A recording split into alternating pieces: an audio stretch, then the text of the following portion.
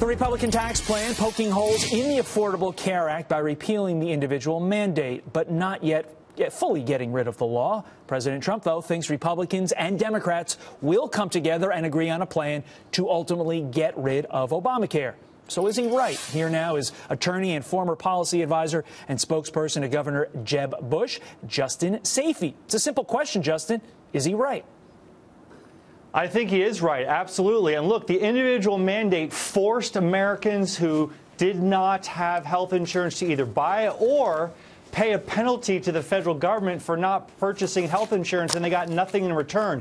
Millions of Americans did not buy health insurance. They paid the penalty. And now by Congress getting rid of this and the president signing it into law to remove the penalty for those people, that's going to basically tear down Obamacare. It's going to lead to the collapse. It's really catastrophic for what was really President Obama's one of his signature legislative accomplishments. So a lot of credit is deserved for the Republicans in Congress and President Trump for doing that. All right, let's get to the president's tweet now. He writes, based on the fact that the very unfair and unpopular individual mandate has been terminated as part of our tax cut bill, which essentially repeals overtime Obamacare, the Democrats and Republicans will eventually come together and develop a great new health care plan.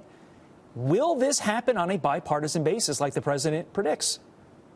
Well, you have to give credit to the president for wanting to get it done on a bipartisan basis. It should be done on a bipartisan basis. There are enough Republicans, there are enough Democrats in Congress that want to have a good health care system for our country. The question is, will the Democrats, now that the Republicans have been successful in getting rid of the individual mandate penalty in the mandate, will they want to work with the Republicans? But clearly something needs to be done. Even your most hardcore Democrat agrees that Obamacare had some shortcomings in it. So this is a perfect opportunity for the president to show leadership and for the Democrats and the Republicans in Congress to work together to try to improve upon and to and have a reform that will actually work for the American people.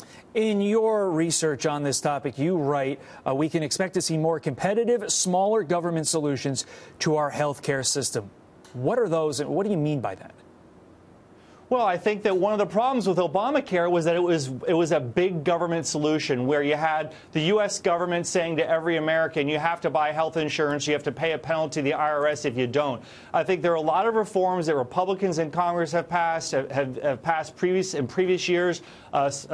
Speaker Paul Ryan has talked about some of these things, like allowing insurance to be health insurance to be bought and sold across state lines, or other free market competitive oriented reforms that don't involve a big government solution like we saw in Obamacare. So those are the types of things that I think that members of Congress can propose and that you should see advanced in the coming months. And quickly, one little piece of housekeeping. The mandate does not officially go away until 2019, correct?